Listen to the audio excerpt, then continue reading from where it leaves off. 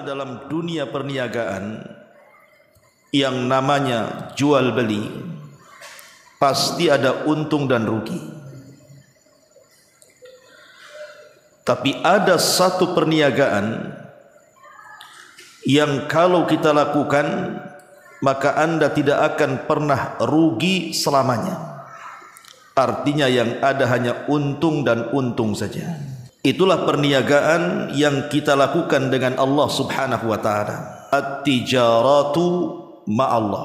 Berdagang dengan Allah Subhanahu wa taala. Ma'asyiral muslimin wal muslimat rahimani wa rahimakumullah. Para ulama mengatakan bahwa apabila seseorang berniaga atau berdagang dengan Allah Subhanahu wa taala, maka dipastikan kita akan mendapatkan untung yang berlipat ganda. Dan itu disebutkan dalam ayat Al-Quran surah Al-Baqarah ayat 245. Man dalladhi yuqridullaha qardan hasana fayudha'ifahu lahu ad'afan katsira. Maka siapapun yang berniaga dengan Allah Subhanahu wa taala dengan perniagaan yang baik, maka Allah Subhanahu wa taala akan lipat gandakan kepadanya keuntungan yang sangat banyak. Dan keuntungan yang kita raih dari Allah Subhanahu wa taala itu la hasra fi, tidak ada batas sama sekali.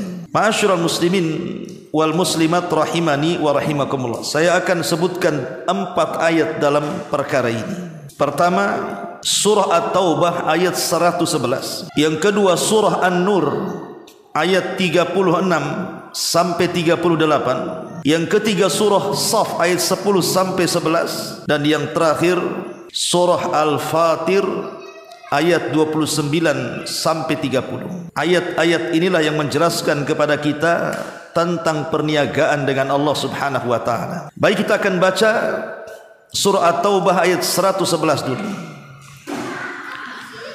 Allah Subhanahu wa taala berfirman, Innallaha ashtara minal mu'minina anfusahum wa amwalahum bi anna lahumul jannah yuqatiluna fi sabilillah fayaqtuluna wa yuqtalun wa'dan alaihi haqqan fit taurati wal injili wal quran wa man awfa bi ahdihi minallah fastabshiru bi bai'ikumul ladzi bay'atum bih wa dzalika huwal fawzul 'adzim. Sesungguhnya Allah Subhanahu wa taala telah membeli dari orang-orang yang beriman baik diri mereka ataupun harta-harta mereka dengan memberikan sorga untuk mereka. Mereka berperang di jalan Allah sehingga mereka membunuh atau terbunuh sebagai janji yang benar dari Allah yang telah terdapat dalam Taurat, Injil dan Quran. Dan siapakah yang lebih menepati janjinya selain daripada Allah? Maka bergembiralah dengan jual beli yang telah kalian lakukan itu, yang demikian itu adalah kemenangan yang sangat-sangat besar. Perhatikan ayat ini, ikhwan. At-Taubah ayat 111 ini. Kita tahu bahwa pokok dalam jual beli itu harus ada 4 perkara. Pertama, harus ada yang menjual. Yang kedua, harus ada yang membeli. Yang ketiga, harus ada barang yang dijual belikan. Dan yang keempat, harus ada harga saat membeli. Inilah pokok jual beli namanya. Lah dalam ayat ini Allah Subhanahu wa taala diperankan sebagai pembeli. Siapa penjualnya? Orang-orang yang beriman. Lalu apa barang dagangannya? Diri-diri orang-orang yang beriman dan harta-harta orang yang beriman. Lalu apa harganya? Harganya adalah sorga. Subhanallah, ya. Makanya Allah mengatakan di sini, Innallaha ashtara, sesungguhnya Allah telah membeli. Berarti posisi Allah di sini sebagai pembeli. Siapa penjualnya? Minal mu'minin, dari orang-orang yang beriman. Lalu apa yang dijual? Anfusahum wa amwalahum, diri-diri mereka dan harta-harta mereka. Lalu apa harga yang Allah berikan kepada kita? Bi anna lahumul jannah, bahwa mereka akan dihargai surga. Lihat bagaimana jual beli dengan Allah Subhanahu wa taala adalah jual beli yang tidak pernah ada ruginya. Yang mengherankan dari ayat ini, ikhwan, kita tahu bahwa harta kita dan badan kita ini milik siapa? Milik Allah. Badan saya, badan antum, harta saya, harta antum, atau harta semua manusia itu milik Allah. Tetapi Allah Subhanahu wa taala tetap membeli yang merupakan miliknya. Ini kan luar biasa, ikhwan. Seandainya kemudian saya titipkan sepeda motor kepada antum, kemudian saya katakan saya belilah motor itu, padahal itu motor saya.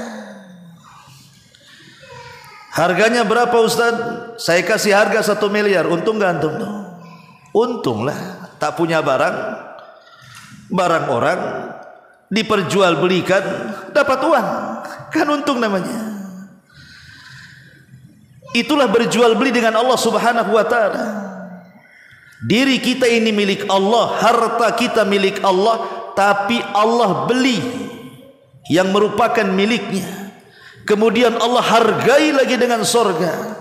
Yang lebih mengherankan dalam ayat ini, setelah Allah beri ataupun setelah Allah membeli jiwa kita dan harta kita dengan surga, Allah tidak mengambil jiwa dan harta kita, tetap harta dan jiwa itu ada pada diri kita.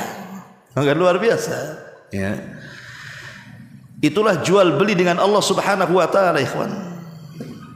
Makanya Allah mengatakan, innallaha ashtara minal mu'minina anfusahum wa amwalahum bi anna lahumul jannah. Sesungguhnya Allah telah membeli dari orang-orang yang beriman, baik diri-diri mereka ataupun harta-harta mereka, dengan harga surga untuk mereka. Kemudian di ujung ayat Allah katakan apa? Wa man awfa bi ahdihi minallah, dan siapakah yang lebih menepati janjinya selain daripada Allah. Ketika Allah Subhanahu wa taala membeli diri dan harta kita, kemudian dihargai dengan surga, maka tidak mungkin Allah ingkari janjinya. Makanya Allah Subhanahu wa taala mengatakan, fastabshiru bi bai'ikumul ladzi bay'tum bi wa dzalikal fawzul azim. Maka bahagialah, bergembiralah dengan jual beli yang telah kalian lakukan dengan Allah itu, karena yang demikian adalah kemenangan yang sangat besar. Ma'asyiral muslimin yang dimuliakan Allah Subhanahu wa taala, jual beli itu ada 3 macam. Ada jual beli berniaga dengan Allah Subhanahu wa taala, ada jual beli berniaga dengan manusia, dan ada jual beli berniaga dengan syaitan. Saya ulang, ada orang yang berniaga dengan Allah, ada orang yang berniaga dengan manusia, dan ada yang berniaga dengan syaitan. Nabi SAW mengatakan dalam sebuah hadis yang dikeluarkan Imam Muslim, hadis dari Abi Malik Al-Harith ibn Asim Al-Ash'ari radhiyallahu anhu, kullun nasi yaghdu faba'i'un nafsahu famu'tikuha au mubikuha. Kata Nabi SAW, semua manusia di pagi hari mereka keluar dari rumah-rumah mereka. Untuk apa? Untuk berniaga. Manusia ini tidak mungkin, tidak pasti harus jual beli. Enggak mungkin, tidak ada manusia yang tidak ada yang jual beli itu. Imma kita sebagai penjual, imma kita sebagai pembeli. Manusia tidak lepas dari jual beli, ikhwan. Lah Nabi SAW mengatakan setiap manusia, seluruh manusia di pagi hari mereka keluar untuk melakukan jual beli. Kemudian Nabi SAW, semua orang berusaha untuk keluar, lalu ia pertaruhkan dirinya dalam jual belinya. Famu'tikuha au mubikuha, rupanya dalam jual beli itu ada yang dapat untung besar, tapi ada juga yang rugi besar. Kapan seseorang mendapatkan keuntungan yang sangat besar? Ketika Anda berjual beli dengan Allah Subhanahu wa ta'ala, maka dipastikan untungnya besar. Bagaimana tidak besar sorga untungnya? Kenikmatan yang tidak bisa dilihat mata, didengar telinga, terlintas pun tidak bisa. Tapi di sana ada orang-orang yang rugi besar ketika dia berjual beli dengan syaitan. Seperti orang-orang yang menyekutukan Allah Subhanahu wa ta'ala, dukun-dukun, bomo-bomo, peramal dan yang semacamnya, atau orang yang percaya dengan klinik jimat dan pergi ke tempat-tempat keramat kemudian meminta-minta kepada kuburan orang-orang yang diwalikan dan begitu seterusnya. Mereka hakikatnya sedang berjual beli dengan syaitan, ikhwan. Lihat dukun-dukun itu. Tidak mungkin mereka ketika meminta bantuan kepada jin yang jahat itu free, tidak mungkin. Tidak mungkin gratis kan? Pasti ada harganya. Harganya apa?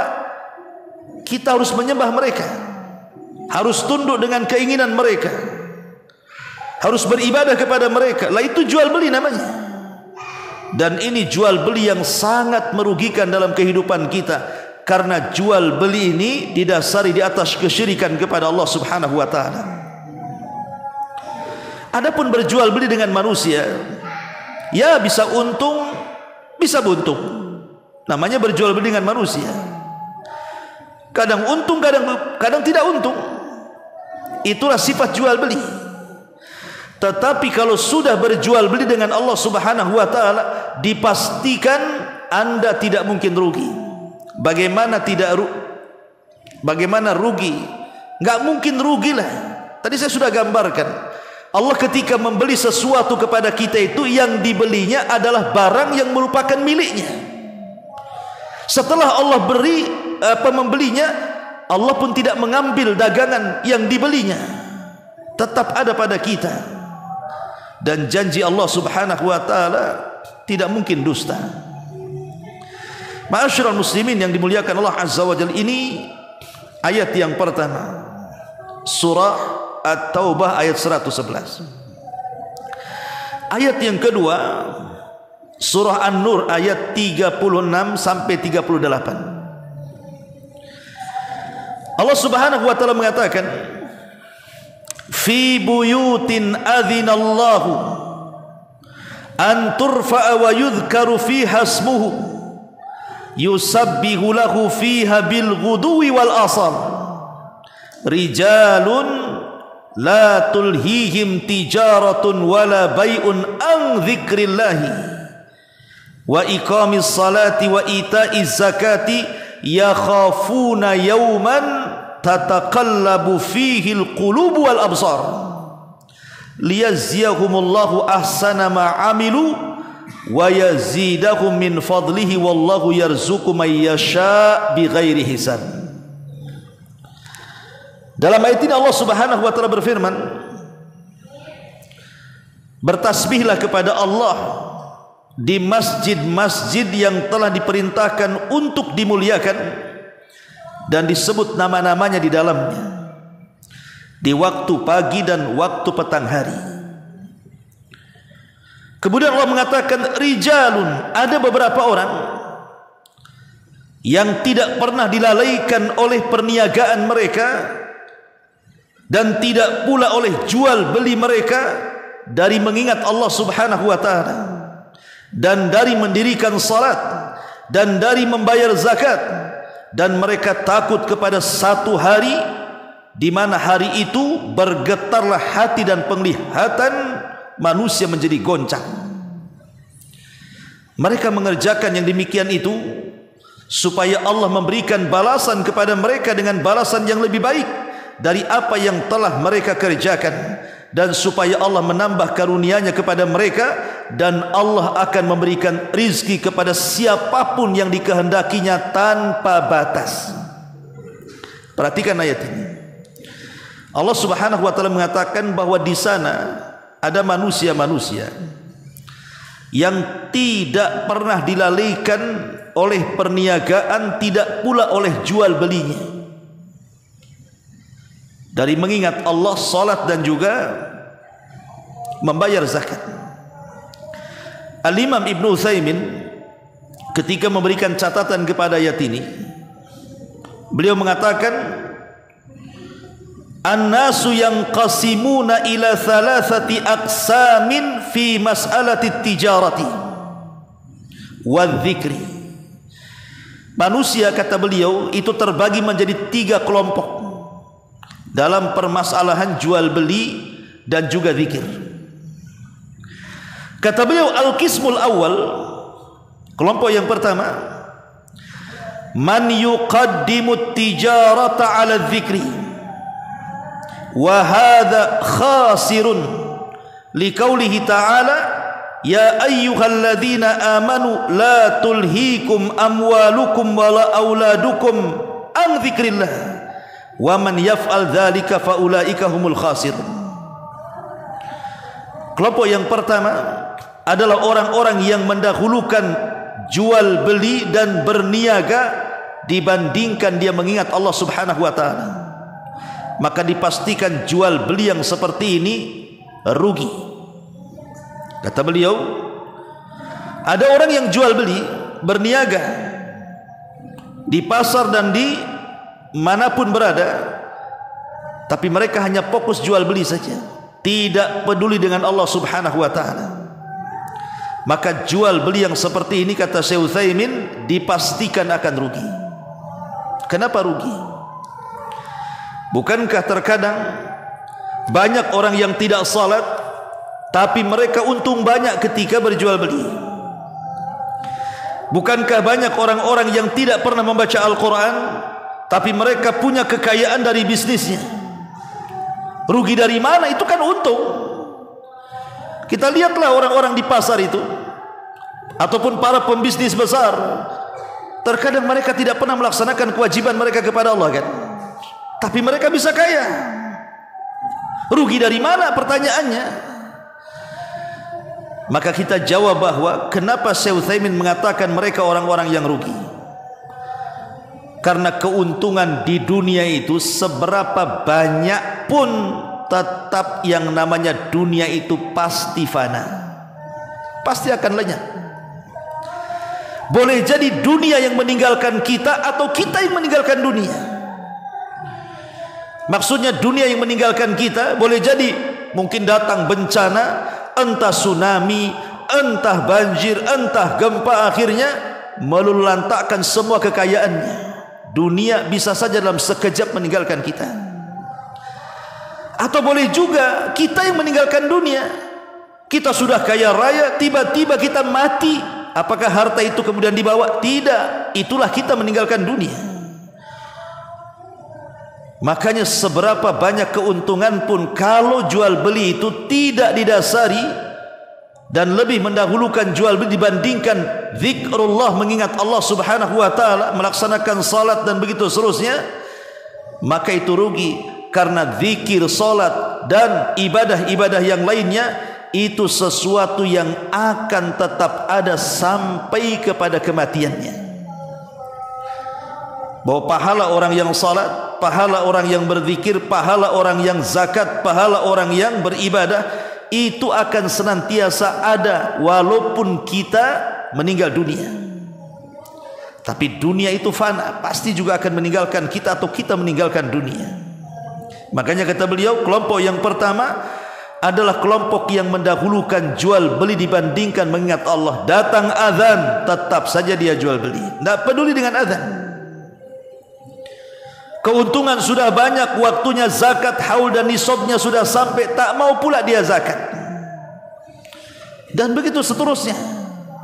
Makanya Allah mengatakan, wahai orang-orang yang beriman, janganlah melalaikan kalian harta kalian, anak kalian dari mengingat Allah. Barang siapa yang melakukan perkara itu, maka dia termasuk orang rugi. Ini kelompok yang pertama. Kelompok yang kedua, mallatul hihi tijaratu walal amwalu an dzikrillah fahadha rabihun walam yafuthu maluhu walam yafuthu dzikrullahi ata lihadha binasibihi walihadha binasibihi. Kata Syekh Utsaimin, kelompok yang kedua adalah orang-orang yang perniagaannya dan hartanya tidak melalaikan dari zikir kepada Allah. Waktunya datang solat, solat dia tutup tokonya. Waktunya bayar zakat, dia bayar zakat. Waktunya dia belajar, dia belajar. Dia tidak mau mengganggu ibadah perniagaannya kepada manusia dengan perniagaannya kepada Allah Subhanahu wa taala. Dia seimbangkan tuh. Ia tetap bekerja, tapi tetap juga melaksanakan kewajiban ia kepada Allah Subhanahu wa taala. Maka orang seperti ini mendapatkan dua-duanya. Ya untung di dunia, untung di akhirat katanya. Tetapi yang lebih hebat lagi kata Syekh Utsaimin adalah yang ketiga. Dan dia adalah a'la min hadza. Kelompok yang paling tinggi dari yang pertama dan yang kedua, yaj'al tijaratahu min dzikrillah. Dia jadikan perniagaannya itu bagian daripada zikir kepada Allah. Dengan cara apa? Bihaitsu yuqsadu bihadhihi tijarati al-isti'anatu ala ta'ati rabbi wa ala badli amwalihi fima yarda rabbi. Yang ia maksudkan dengan jual belinya, dia jadikan perniagaan dan jual belinya dalam rangka meminta pertolongan kepada Allah untuk mentaati Rabbnya, dan harta yang dikeluarkannya betul-betul dikeluarkan karena sesuai dengan keridhaan Rabbnya. Jadi niat jual beli dia itu memang karena Allah Subhanahu wa taala. Seluruh keuntungan yang ia dapat itu diberikan kepada Allah. Dia hanya mengambil sedikit hanya untuk menopang kehidupannya saja. Setiap dapat untung, maka keuntungannya untuk membantu fuqara wal masakin, untuk membantu tempat-tempat ibadah, untuk membantu tempat-tempat dakwah dan sarana-sarananya, dan begitu seterusnya. Dan ini paling tinggi yang seperti ini. Jadi niat jual belinya itu memang keuntungannya 100% diberikan kepada Allah Subhanahu wa taala. Dan itulah yang dilakukan para sahabat Nabi. Dan itu pula contoh dari Nabi SAW, orang yang tidak pernah takut kefakiran selamanya, selama itu di jalan Allah Subhanahu wa taala. Ini ayat yang kedua. Kemudian ayat yang ketiga, surah As-Saff ayat 10 sampai 11. Allah Subhanahu wa taala mengatakan, ya ayyuhalladzina amanu hal adullukum ala tijaratin tunjikum min adzabin alim tu'minuna billahi wa rasulihi wa tujahiduna fi sabilillahi bi amwalikum wa anfusikum dzalikum khairul lakum in kuntum ta'lamun.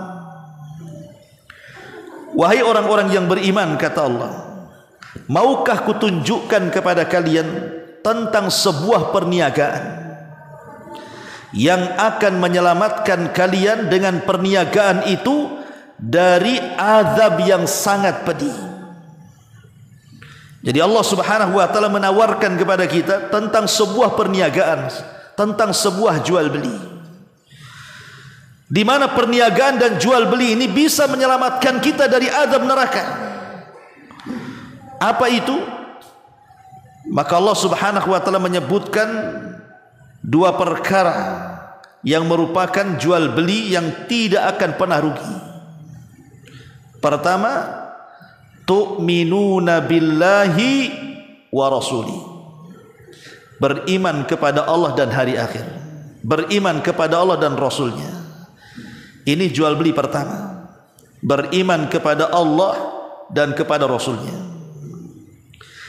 Jual beli yang kedua, wa tujahiduna fi sabilillahi bi amwalikum wa anfusikum, berjihad di jalan Allah dengan harta-harta kalian dan jiwa-jiwa kalian. Kemudian Allah tutup ayatnya, dzalikum khairul lakum in kuntum ta'lamun, maka itu lebih baik bagi kalian jika kalian mengetahui. Ma'asyiral muslimin yang dimuliakan Allah Subhanahu wa taala, dalam surah As-Saff ayat 10-11 ini Allah Subhanahu wa taala menyebutkan dua kelompok ataupun dua amalan yang dua-duanya merupakan tijaratun lan tabur, jual beli yang tidak akan pernah rugi selamanya. Pertama, beriman kepada Allah dan Rasulnya, dan yang kedua, berjihad di jalan Allah Subhanahu wa taala dengan harta dan jiwanya. Adapun iman, iman itu adalah sebab kebahagiaan dunia akhirat, ikhwan. Orang-orang yang beriman, iman itu bisa mendatangkan kebahagiaan. Tapi sebaliknya orang-orang yang kufur itu akan mendapatkan kesempitan dunia mereka dan akhirat mereka. Karena iman itulah yang melapangkan dada manusia. Antum kalau beriman kepada Allah Subhanahu wa taala akan tumbuh dari keimanan ini sifat tawakal, hanya menggantungkan diri kepada Allah. Akan tumbuh dari sifat iman ini al-khaufu minallah, hanya takut kepada Allah, hanya mengharap kepada Allah, hanya meminta pertolongan kepada Allah, dan begitu seterusnya. Jadi kalau iman itu sudah menghujam dalam dada manusia, dipastikan dadanya akan luas dan tidak akan sempit. Dengan itulah datang kebahagiaan. Contoh, ada orang susah, mungkin dia susah ekonomi, mungkin diuji oleh Allah Subhanahu wa taala ekonominya, dipecat dari perusahaannya, atau diuji dengan kesehatannya, akhirnya badannya penuh dengan penyakit, bahkan boleh jadi penyakitnya parah, bahkan sampai terduduk dan tidak bisa jalan. Kalau orang-orang yang diuji ini tidak ada iman dalam hatinya, ikhwan, bisa saja mereka putus asa. Betapa banyak orang-orang yang sakit parah karena merepotkan orang yang merawatnya, belakangan akhirnya jadi putus asa tuh. Sehingga sebagian mereka berangan-angan ingin mati daripada hidup, karena merasa merugikan orang, kan gitu. Tapi kalau orang punya iman, dia tahu bahwa ujian itu datang dari Allah Subhanahu wa taala. Terkadang Allah itu ingin mengangkat derajat kita, atau terkadang Allah Subhanahu wa taala ingin menghapuskan dosa-dosa kita tanpa harus beramal, atau terkadang Allah Subhanahu wa taala sedang menegur kita, mungkin kita lalai sehingga harus ditegur oleh Allah Subhanahu wa taala. Lah kalau kita paham dengan ujian-ujian seperti ini, dengan keimanan yang ada dalam dada kita, saya yakin setiap orang yang diuji itu tidak mungkin putus asa, karena imanlah yang menggerakkannya. Dan iman kalau sudah bersarang di dada manusia, maka iman itulah yang akan menggerakkan seluruh anggota badan manusia untuk beramal saleh. Iman yang menggerakkan, ikhwan. Makanya dalam Quran itu, kalau Allah Subhanahu wa taala menyebut amal soleh, mesti didahului dengan kalimat iman. Innal ladzina amanu wa amilu salihah. Pasti iman dulu baru amal soleh. Karena tidak mungkin orang itu bergerak untuk melakukan amal soleh kalau tidak ada dorongan iman. Jadi iman itulah yang mendorong seseorang, akhirnya dia salat, akhirnya dia ngaji, akhirnya dia baca Quran, akhirnya dia berzikir. Iman itulah yang menggerakkan semuanya. Bahkan terkadang ujian yang berat dengan iman yang kuat itu tidak akan terasa. Bilal ibn Rabah radhiyallahu anhu, ketika ditanya di zaman Khalifah Umar bin Khattab radhiyallahu anhu, Umar mengumpulkan sahabat-sahabat yang pernah disiksa oleh orang-orang Quraisy, kemudian mengenang bagaimana siksaan orang Quraisy di zaman kehidupan Nabi sallallahu alaihi wasallam. Maka ceritalah sahabat ini bahwa aku pernah dibeginikan, dibegitukan oleh orang-orang Quraisy dulu. Kemudian yang satunya bercerita, aku pun sama ini dan itu. Tiba-tiba giliran Bilal ibn Rabah bicara. Kemudian ada orang yang takjub dengan Bilal dan mengatakan, ya Bilal, tidak ada manusia disiksa lebih berat daripada siksaan orang Quraisy terhadap dirimu. Tapi kami menyaksikan seolah-olah keperitan siksaan itu tidak pernah engkau rasakan. Macam mana caranya? Bagaimana Bilal itu disiksa habis-habisan, yang mecut berhenti karena capek, tapi Bilal bin Rabah tidak pernah kemudian mengalah dan tetap lisannya mengatakan ahadul ahad, ahadul ahad, seolah-olah menikmati siksaan itu. Maka jawaban Bilal ibn Rabah radhiyallahu an, mungkin jawaban dia biasa-biasa saja, tapi bagi kita luar biasa, ikhwan. Apa kata Bilal? Kenapa aku tidak pernah merasakan siksaan orang-orang yang menyiksaku kala itu, kata Bilal? Karena aku campurkan halawatul iman bimararatil adab. Aku coba mencampur adukkan antara manisnya keimanan dan peritnya siksaan. Rupanya manisnya keimanan itu melupakan peritnya siksaan, kata Bilal. Itulah buah daripada iman kepada Allah subhanahu wa ta'ala, ikhwan. Kalau masih punya iman yang kuat, ujian apapun bisa dilewati bagi dia. Makanya kenapa Nabi SAW sampai mengatakan ajaban li amril mu'min, katanya. Sungguh mengherankan perkaranya orang-orang yang beriman itu. In asabathu dharra sabara fakana khairan lahu. Kalau ditimpa musibah kepada orang-orang yang beriman, dia bisa sabar. Wa in asabathu syarra syakara fakana khairan lahu.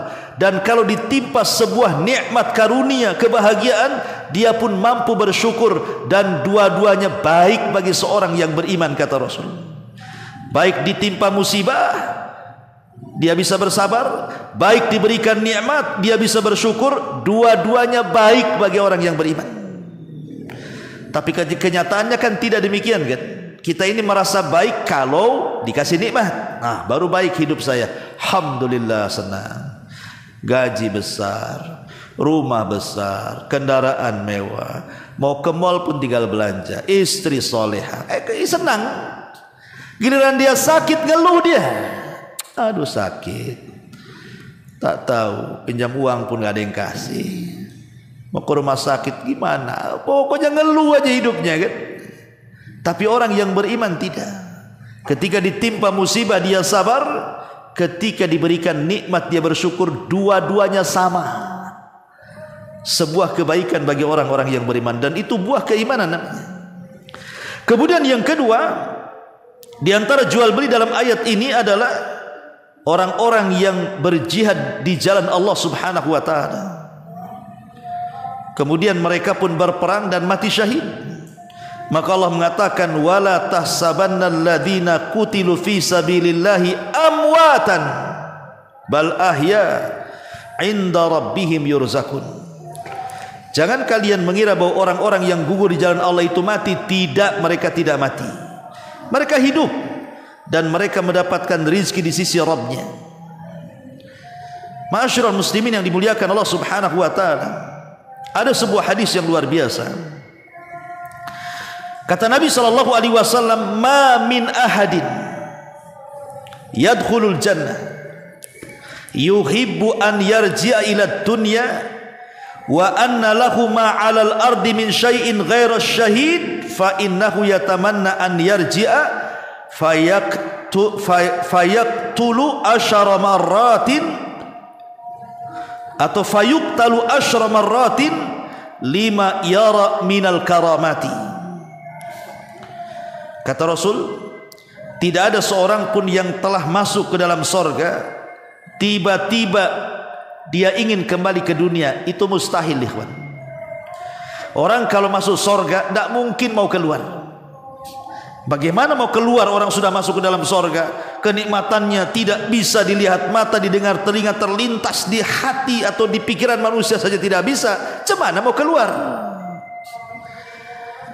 Tapi masalahnya, karena kita dilahirkan di dunia, makanya ketika diceritakan sorga itu kadang-kadang masih berpikir bahwa sorga itu dongeng belaka.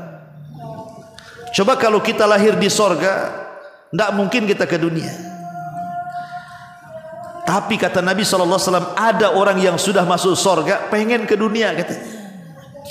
Siapa orang ini? Mereka lah orang-orang yang mati syahid. Mereka ingin ke dunia.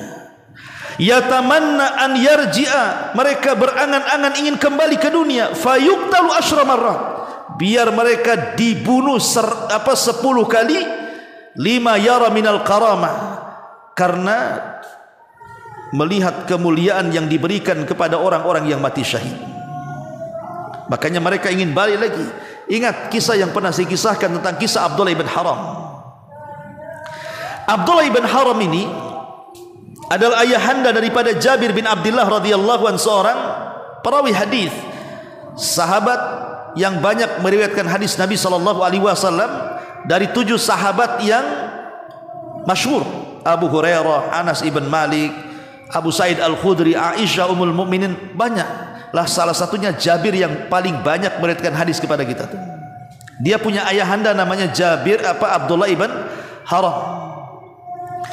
Abdullah ibn Haram ini sudah tua dan cacat, dan sudah tidak punya tenaga lagi, namanya sudah tua sekali. Tapi keinginan jihadnya kuat, karena dia merasa di perang Badar dia tidak ikut, masa di perang Uhud aku tidak ikut juga, aku harus ikut dalam peperangan ini. Datang dia kepada Rasul, Rasul, aku daftar jihad. Kata Rasul, jangan, kau sudah tua, kau banyak anak, uruslah anak-anak.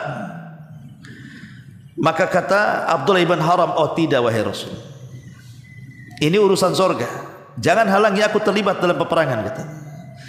Mendesak, akhirnya Rasul pun mengizinkan Abdullah ibn Haram yang sudah tua renta, tidak punya tenaga, jalan pun sudah susah, diizinkan Rasul untuk perang.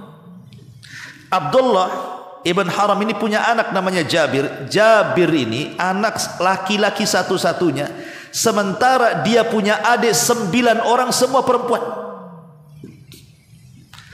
Jadi terpikir oleh Jabir, ini kalau ayahnya meninggal, dialah yang jadi ayah untuk adik-adiknya. Adik-adiknya masih kecil. Datanglah dia kepada Nabi SAW mengatakan, ya Rasul, batalkan bapakku.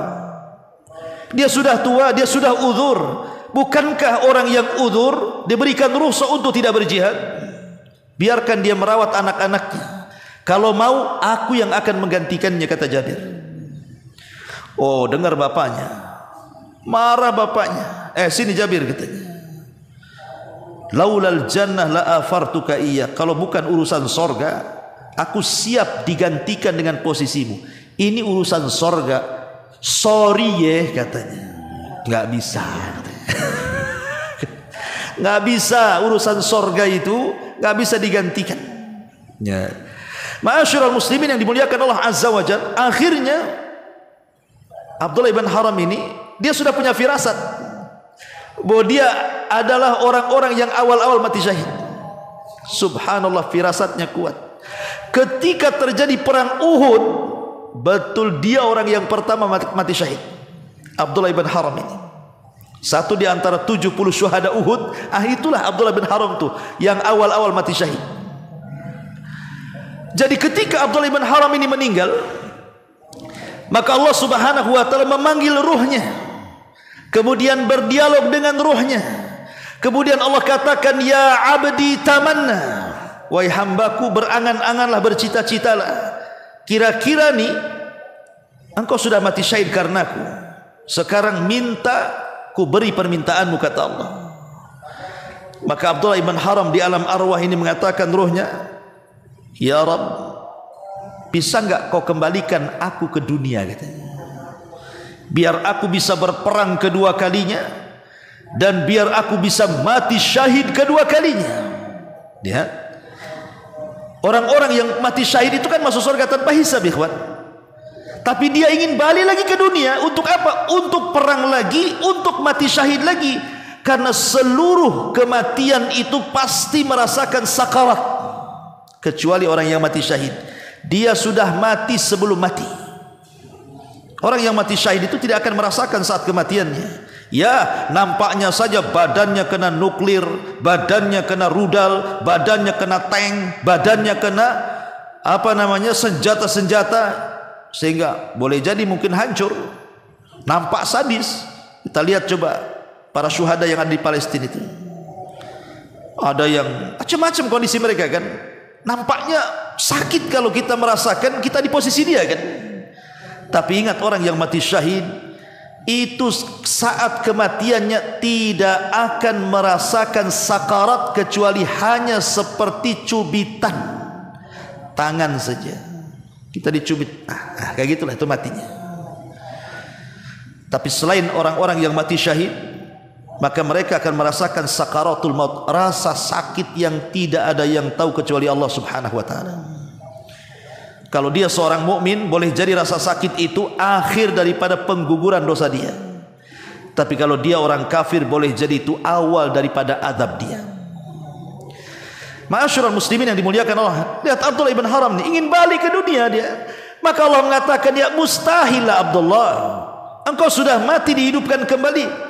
Gak mungkin, karena itu sudah ketetapan Allah, orang mati tidak mungkin hidup. Dan ini bantahan kepada orang-orang yang mengatakan mereka bisa mengundang ruh-ruhnya orang-orang yang beriman dengan mengundang kodam-kodam, itu apa istilahnya itu ya.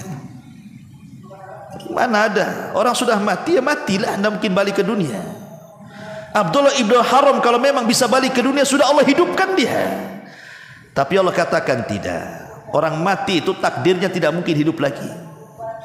Maka Abdullah ibn Haram mengatakan, kalau begini ya Rabb, ya sudahlah, kalau aku tidak bisa hidup lagi ke dunia, habarkan saja posisiku di hadapanmu kepada Jabir putraku dan kepada orang-orang yang beriman.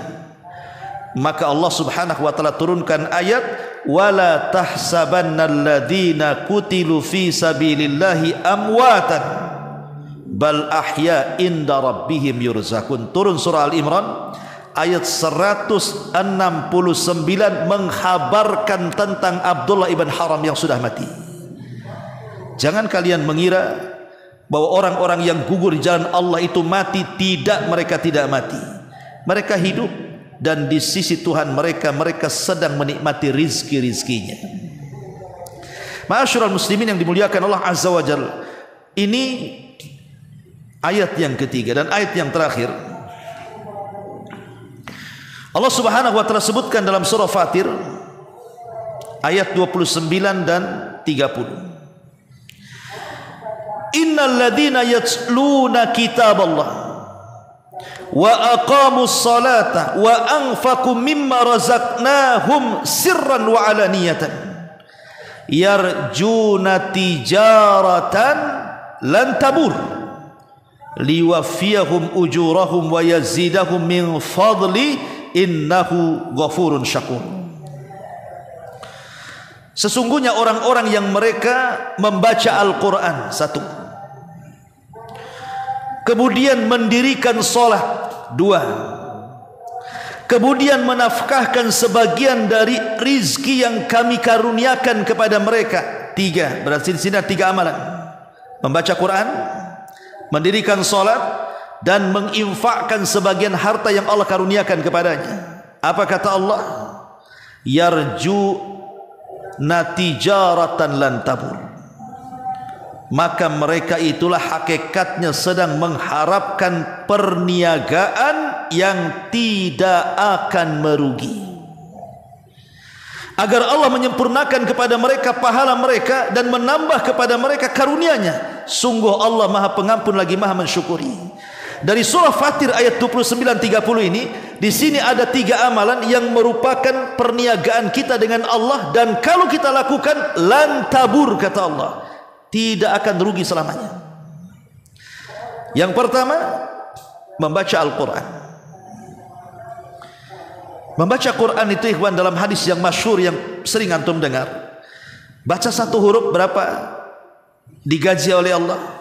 10. Kalau seandainya antum jadi tukang bangunan sajalah, kita ambil yang rendah saja pekerjaannya, digaji 10 kali lipat yang hariannya 200 umpamanya.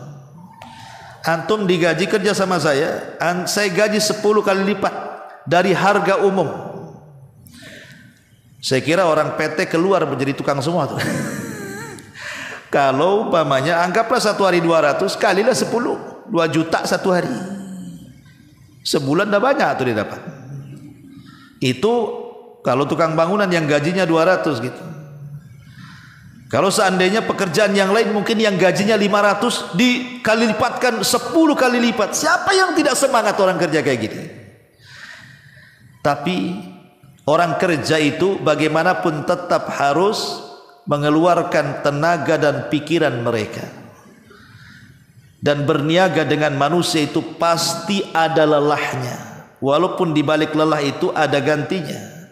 Tapi kalau kita berniaga dengan Allah itu mudah. Terkadang tidak merasakan kelelahan. Antum baca qul huwallahu ahad lelah antum? Aduh capek sakit pinggang, kenapa? Habis baca kulhu tadi ada ceritanya. Saya baca kulhu langsung sakit pinggang antum. Tapi kalau antum kerja 1 hari, kerja bangunan, wajarlah antum pegang pinggang itu kan. Antum minta urut. Tapi baca kulhu 1 kali, nggak mungkin antum lelah itu. Tapi lihat pahalanya. Nabi mengatakan, man qara'ah ayatan min kitabillah, man qara'a harfan min kitabillah, falahul hasanatu wal hasanatu bi asyri amsalha, la aqulu alif lam mim harfun walakin alif harfun wal lam harfun wa mim harfun, kata Nabi. Siapa yang membaca 1 huruf saja, maka dia mendapatkan kebaikan yang dilipat gandakan 10 kali lipat kebaikan. Lihat bagaimana amalan ini diganjar oleh Allah Subhanahu wa taala 10 kali lipat. Padahal 1 huruf tuh alif, 1 huruf lam, 1 huruf mim, 1 huruf. Kalau surah Al-Ikhlas coba antum hitung berapa hurufnya tuh, kalikan 10. Banyak antum dapat pahala di situ. Itulah perniagaan dengan Allah. Dengan cara yang pertama apa? Baca Quran. Baca Quran ini luar biasa pahala di hadapan Allah Azza wa Jalla, karena akan jadi syafaat bagi kita juga pada hari kiamat. Yang kedua, perniagaan yang tidak akan rugi bersama Allah adalah iqamus shalah, mendirikan salat. Kenapa bahasanya mendirikan ya? Wa aqamus shalah, mendirikan. Orang yang salat itu banyak, tapi yang mendirikan itu sedikit. Ya. Orang yang sholat kan banyak, di masjid ini, di masjid sana, di musola ini, di musola sana, di mana-mana banyak orang sholat itu. Tapi yang mendirikan sholat itu sedikit. Apa maksud mendirikan di sini? Kata Syekh Shalih Fauzan, maksudnya mendirikan sholat itu orang yang mendatangkan 1 syarat-syaratnya, 2 rukun-rukunnya, 3 wajib-wajibnya, 4 sunnah-sunnahnya. Ini sedikit sekali. Memang orang sholat banyak, tapi lihat ruku saja kadang-kadang tidak lurus, kadang-kadang main cepat-cepat saja, sujud saja main ngebut-ngebut saja, kadang-kadang tidak tumakninah, kadang-kadang tidak khusyuk, kadang-kadang wudunya nggak benar, cemana pula sholatnya mau benar. Lah kadang-kadang pakaiannya juga tidak rapi. Kalau menghadap Pak Wali saja rapi, kalau menghadap Allah itu pula pakai kaos oblong umpamanya. Ya kan banyak yang seperti ini. Makanya saya katakan orang yang sholat banyak, tapi yang mendirikan sholat itu sedikit. Makanya orang-orang yang mendirikan sholat itu mereka sedang melakukan perniagaan dengan Allah Subhanahu wa taala lan tabur.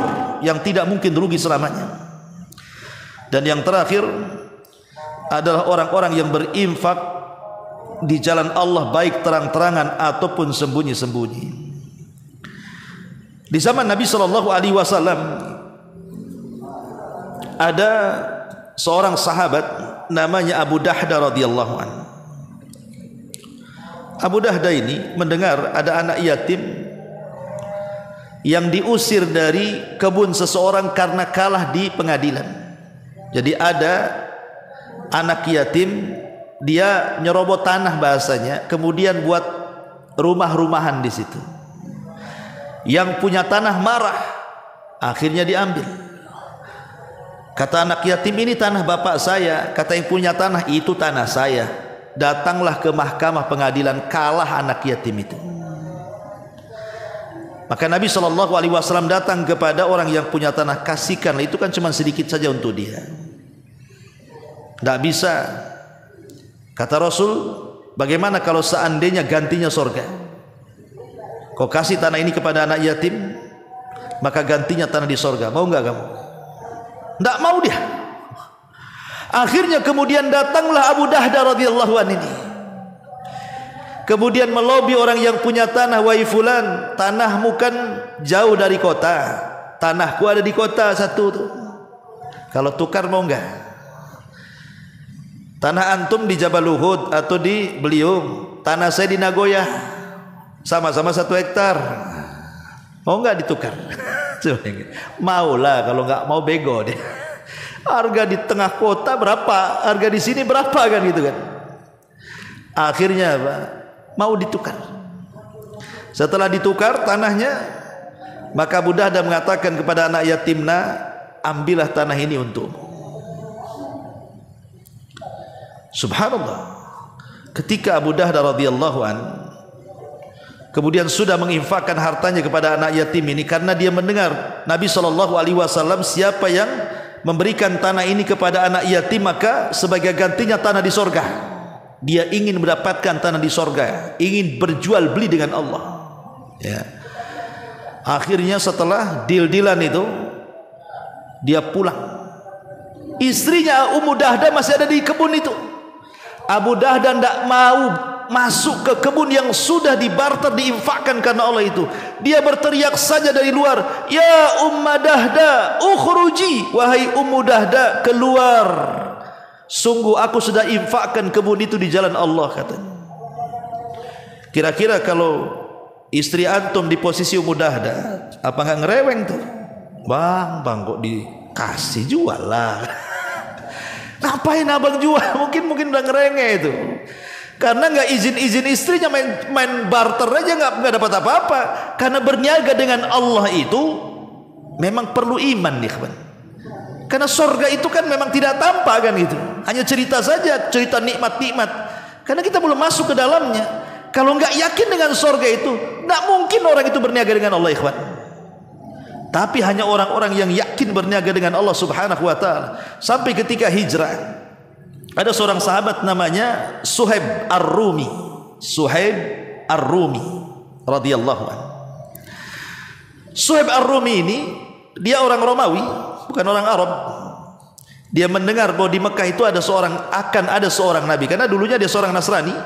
Dia dapat kabar dari pendetanya bahwa di Mekah akan muncul seorang nabi. Berangkat Suhaib Ar-Rumi ini dari Rum ke Mekah. Sampai di Mekah belum ada nabinya, belum muncul. Karena dia seorang peniaga yang ulung, akhirnya sambil menunggu munculnya kenabian itu, berniagalah di Mekah. Akhirnya jadi orang kaya. Suhaib Ar-Rumi ini orang Romawi, hijrah ke Mekah, kemudian berniaga jadi orang kaya. Ketika itu sampailah di musim kenabian, Rasul muncul. Ketika Suhaib memperhatikan apakah nabi yang mengaku nabi di Mekah itu betul dia nabi, dicocokkan dengan kabar yang pernah dia dapat dari rahib dan pendetanya, rupanya cocok. Masuk Islamlah Suhaib kepada Nabi SAW. Tapi Suhaib karena dia orang asing di situ, tidak luput dari siksaan orang-orang Quraisy. Dia pernah disiksa sampai semaput, bahasa kitanya, sampai tidak bisa berpikir, pingsan. error otaknya. Tapi dia memang orang cerdas. Ketika hijrah, dia bawa separuh hartanya dan dihadang oleh orang-orang Quraisy. Kata orang Quraisy, "Ya Suhaib, ataina su'luka. Dulu kau datang ke Mekah kau miskin, sekarang kau kaya, kau mau datangkan kekayaanmu kau bawa ke Madinah?" Oh, tidak bisa. Tinggalkan kekayaanmu di Mekah, kata orang-orang Quraisy. Suhaib Ar-Rumi, dia seorang pemanah dan dia bawa busur panah dan anak panah. Kemudian kata Suhaib, "Kalian tahu siapa aku? Aku pemanah ulung dan kalian tahu itu. Seandainya seluruh anak-anak panahku yang ada di belakangku kulesatkan kepada kalian, saya yakin semua akan menyasar kepada kalian. Setelah kalian terkena panahku, terserah kalian mau apakan aku. Tapi aku punya tawaran, begini saja. Jangan halangi aku hijrah. Kalau engkau ingin hartaku, ambil. Akan kutunjukkan di mana-mana hartaku, ambil oleh kalian. Tapi biarkan aku hijrah," katanya. Akhirnya dia sepakat. Maka Suhaib pun menyerahkan harta yang dibawanya, menunjukkan gudang-gudang harta di Mekah. Dia pun berangkat tanpa membawa harta kecuali pakaian yang melekat di badan saja. Berangkat dia ke Madinah. Rupanya Nabi SAW mendengar. Ya tentu Nabi SAW mendengarkan karena diberitahu Allah lewat Jibril tentang apa yang dilakukan oleh Suhaib Ar-Rumi ini. Ketika sampai saja Suhaib Ar-Rumi ke Madinah berjumpa dengan Rasul, apa kata Rasul? "Rabiha bai'u Abi Yahya." Rabiha bai'u Abi Yahya, kata Rasul. Sungguh beruntung perniagaannya Abu Yahya. Abu Yahya kunyah daripada Suhaib Ar-Rumi. Sungguh beruntung perniagaan wahai Abu Yahya, katanya. Beruntung apa? Oh, hartanya diambil semuanya orang Quraisy, gak beruntung. Maksud Rasul, karena dia sudah berniaga dengan Allah, bukan dengan manusia. Rabiha bai'u Abi Yahya. Sungguh beruntung perniagaanmu wahai Abu Yahya. Enggak ada masalah hartamu diambil semuanya, tapi nanti Allah akan ganti, kata Rasul. Dari sini turun ayat surah Al-Baqarah, "Wa minan nasi man yashri nafsahu ibtigha'a mardatillahi wallahu raufum bil ibad." Dan di antara manusia ada orang-orang yang mengorbankan dirinya untuk mencari keridhaan Allah, dan Allah Maha Penyantun kepada hamba-hambanya. Dialah Suhaib Ar-Rumi yang sudah berniaga dengan Allah Subhanahu wa ta'ala. Kemudian pembahasan terakhir, ikhwatu fiddin, dalam tijarah perniagaan dengan Allah Subhanahu wa ta'ala tentu ada fikihnya. Solat saja ada fikihnya, fikih solat. Toharoh juga ada fikihnya, fikih toharoh, kan. Maka juga berniaga dengan Allah juga ada fikihnya. Fikih at-tijarah ma'allah. Apa fikihnya? Maksudnya fikihnya itu bagaimana caranya ketika kita berniaga dengan Allah itu betul-betul mendapatkan keuntungan dan tidak akan pernah rugi. Bagaimana caranya? Pertama, berniagalah dengan Allah dengan keikhlasan. Karena ada orang-orang yang nanti pada hari kiamat dia membawa pahala sebesar gunung Tihama. Besar gunung Tihama itu, menghadap Allah bawa pahala sebesar itu. Karena ketika di dunia dia kumpulkan tuh pahala-pahala yang sebanyak itu. Tiba-tiba ketika di hadapan Allah, faja'alaha haba'an manthura. Allah hilangkan pahala di hadapannya.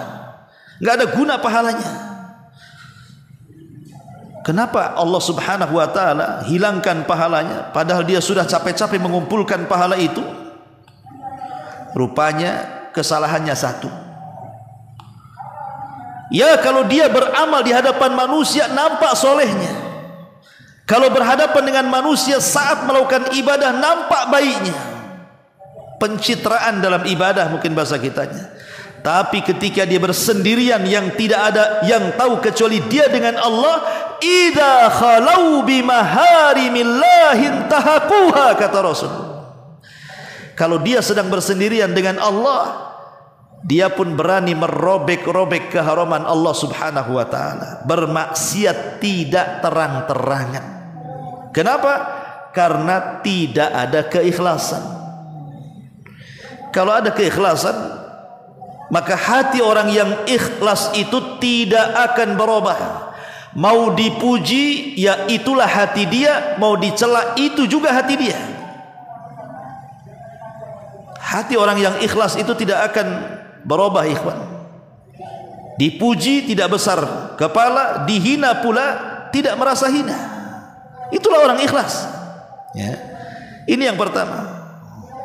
Yang kedua, kalau perniagaan kita dengan Allah ingin untung, maka lakukan dengan niat. Innamal a'malu binniyat. Amal itu ditentukan niatnya, maka beramalah dengan niat. Kemudian yang ketiga, beramalah dengan ittibah, mencontoh Nabi SAW. Sebab kalau kita berniaga dengan Allah subhanahu wa ta'ala, baik dalam bab ibadah ataupun muamalah, kalau tidak mencontoh Nabi SAW, maka Rasul katakan, man amila amalan laisa alaihi amruna fahuwa rad. Wa fi riwayatin, man ahdatha fi amrina hadha ma laisa minhu fahuwa rad. Barang siapa yang melakukan amalan dan tidak ada contohnya dari kami, kata Rasul, pasti ditolak amalan itu, tidak akan diterima. Maka syarat berniaga dengan Allah supaya tidak rugi, maka berniagalah dengan cara ittiba, contoh Nabi. Ikhlas, ada niat, mencontoh Nabi, kemudian hindari amalan-amalan dari dosa-dosa yang bisa menggugurkan pahala. Seperti riya, menggugurkan pahala. Sum'ah, menggugurkan pahala. Bahkan yang lebih dahsyat adalah kesyirikan kepada Allah, syirkul akbar. La in asyrakta la yahbatanna amaluka wa la takunanna minal khasirin. Kalau engkau melakukan kesyirikan, hancur lebur amalan dan engkau termasuk orang yang rugi. Hindari perbuatan maksiat yang bisa menggugurkan perniagaan dengan menghilangkan pahala. Kemudian yang kelima, pandai-pandailah seseorang itu memilih hari-hari dan waktu untuk beribadah kepada Allah Azza wa Jalla. Karena Allah mengatakan, inna li rabbikum fi ayyami dahrikum nafahat. Apa kata Rasul? Sesungguhnya bagi Rabb kalian dalam hari-hari tahunan kalian itu ada nafahat. Nafahat itu karunia yang sangat-sangat besar yang tidak Allah berikan kecuali di hari-hari tertentu dan di waktu-waktu tertentu. Seperti kalau di bulan Ramadan ada namanya 10 akhir Ramadan. Kalau di bulan Dzulhijjah ada namanya 10 awal bulan Dzulhijjah. Kalau di bulan Muharram ada namanya 10 awal bulan Muharram. Kalau dalam satu hari itu ada namanya sepertiga malam akhir. Kalau dalam solat itu ada namanya sujud. Itu kan waktu-waktu yang luar biasa tuh, yang tidak ada pada waktu-waktu yang lainnya. Pandai-pandailah dalam beribadah itu, mencari-cari hari-hari, mencari waktu-waktu yang di situ karunia Allah turun di situ. Artinya kalau kita mendapatkan satu hari saja contoh Lailatul Qadar, seolah-olah kita beribadah 1000 bulan kan, 83 tahun 6 bulan kurang lebih. Maka carilah nafahat, ya, karunia-karunia Allah subhanahu wa ta'ala. Dan yang terakhir tentu berdoa kepada Allah Azza wa Jalla agar Allah subhanahu wa ta'ala menerima setiap perniagaan kita dengan Allah subhanahu wa ta'ala. Sebagaimana lihat Ibrahim yang menyuruh membangun Ka'bah Allah, maka Ibrahim pun membangun Ka'bah. Setelah Ibrahim membangun Ka'bah sesuai dengan kehendak Allah, Ibrahim masih takut kalau seandainya amalannya tidak diterima. Ibrahim pun berdoa, Allahumma taqabbal minna, ya Allah terimalah amalan kami. Padahal Allah yang nyuruh bangun Ka'bah dan dia sudah membangun sesuai dengan kehendak Allah, pasti Allah terima. Tapi Ibrahim masih takut kalau tidak diterima. Kalau Ibrahim saja takut amalan dia tidak diterima, apalagi kita. Maka teruslah berdoa kepada Allah supaya perniagaan kita diterima dan mendapatkan untung lantabur yang tidak akan rugi selamanya. Wallahu a'lam bishawab. Inilah di antara pembahasan kita at-tijaratu ma'allah. Subhanakallahumma bihamdika asyhadu an la ilaha illa anta astaghfiruka wa atubu ilaik. Allahu ta'ala alam. Assalamualaikum warahmatullahi wabarakatuh.